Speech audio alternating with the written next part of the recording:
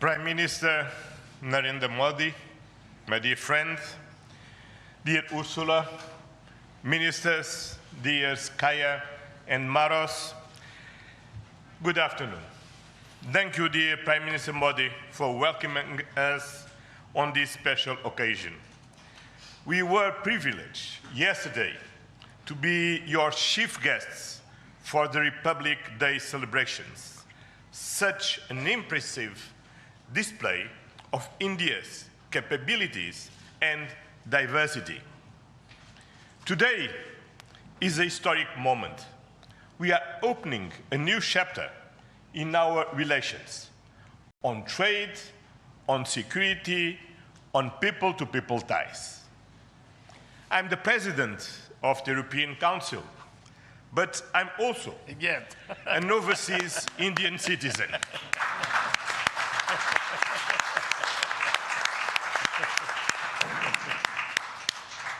Then, as you can imagine, for me, it has a special meaning. I'm very proud of my roots in Goa, where my father's family came from. And the connection between Europe and India is something personal to me. Also because we conclude today our trade negotiations. We relaunched at the latest meeting that I had the pleasure to host in May 2021 in my previous capacity. Our summit sends a clear message to the world. At a time when the global order is being fundamentally reshaped, the European Union and India stand together as a strategic and reliable partners. Today, we are taking our partnership to the next level. As the two largest democracies in the world, we are working hand in hand to deliver concrete benefits for our citizens and to shape a resilient global order that underpins peace and stability, economic growth, and sustainable development. I would like to share three messages. First, the European Union and India must work together towards our shared prosperity and security. India is the world's fastest growing major economy. Trade has flowed between our two continents for centuries. And trade is crucial geopolitical stabilizer and the fundamental source of economic growth. Trade agreements reinforce rules-based economic order and promote shared prosperity. That's why today's free trade agreement is of historic importance, one of the most ambitious agreements ever concluded, creating a market of 2 billion people. In a multipolar world, the European Union and India are working together to grow spheres of shared prosperity. But prosperity does not exist without security. Strengthen our cooperation to better protect our citizens and our shared interests. Working together to counter the full range of security threats we face in the Indo-Pacific, in Europe, and around the world, reaching a new level of strategic trust between us. That is the significance of our agreement on a security and defense partnership. The first such overarching defense and security framework between India and the European Union, and the first step towards even more ambitious cooperation in the future.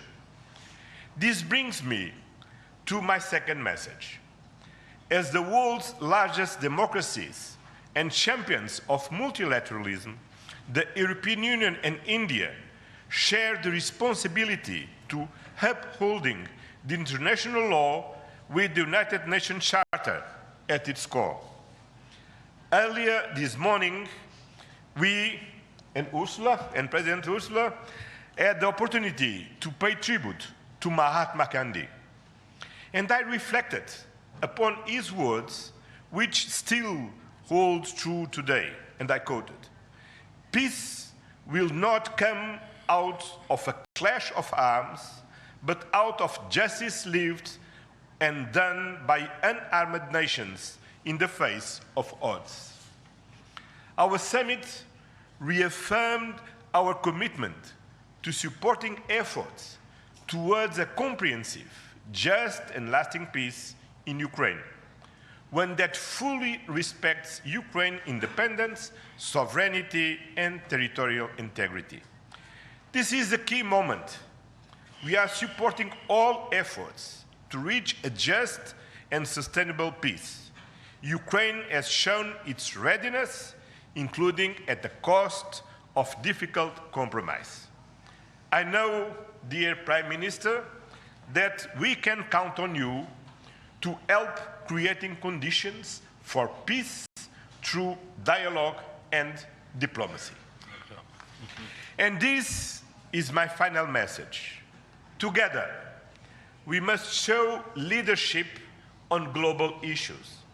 Cooperation between the European Union and India will help shape a more balanced, resilient, and inclusive global order. Just two examples.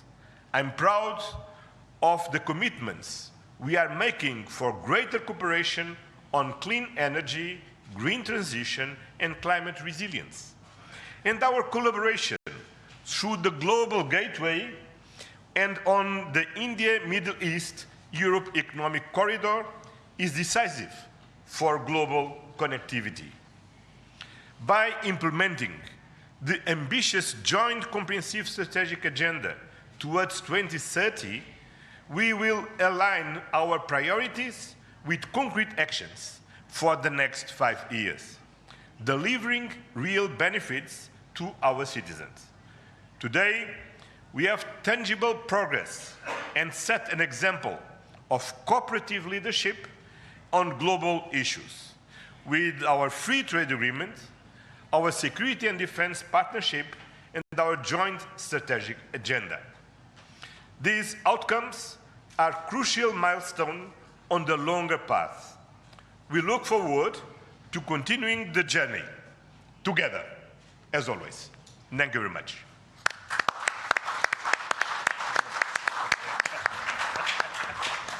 Thank you, sir. May I now request